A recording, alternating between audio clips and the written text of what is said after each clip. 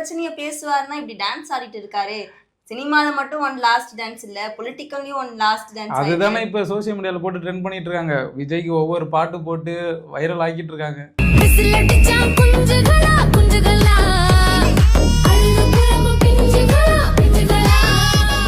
Budget தாக்கல் பண்ணிருக்காங்க, மக்கள் பிரச்சனைய பேசுவாருன்னு பார்த்தா இப்படி மேடையில டான்ஸ் ஆடிட்டு இருக்காரு. அதான் இப்ப வழக்கம் போல திமுக அடிச்சு பேசியிருக்காரு. அப்புறம் வேற என்ன பேசணும்? நம்ம அண்ணன் பேச்சுல எப்போதுமே வந்து திமுகங்கிற வார்த்தை இல்லாம இருக்காது. தூய சக்தி தீய சக்தி இது ரெண்டும் கண்டிப்பா இருக்கும். அதுக்கப்புறம் வழக்கம் போல திமுக யாராவது திமுக விமர்சிச்சிருந்தாங்கன்னா அதுக்கு பதிலடி கொடுக்குற மாதிரி ஒரு டெம்ப்ளேட் வச்சிருப்பாரு. வழக்கம் போல அதான் பேசிட்டாரு. வேற என்ன பேசணும்? திமுகவுக்கு திருக்குறள் சொன்னாரு, அது தெரியுமா? ஆமா, பார்த்தோமா, நானும் பார்த்தேன். அநீதி, அராஜகம், தில்லுமுள்ளு இவையெல்லாம் திமுக முதற்றே உலகு. தில்லுமுள்ளு, அராஜகம், முதற்றே உலகெல்லாம் திருவள்ளுவர் இருந்து 2 வரி எடுத்துக்கிட்டாரு.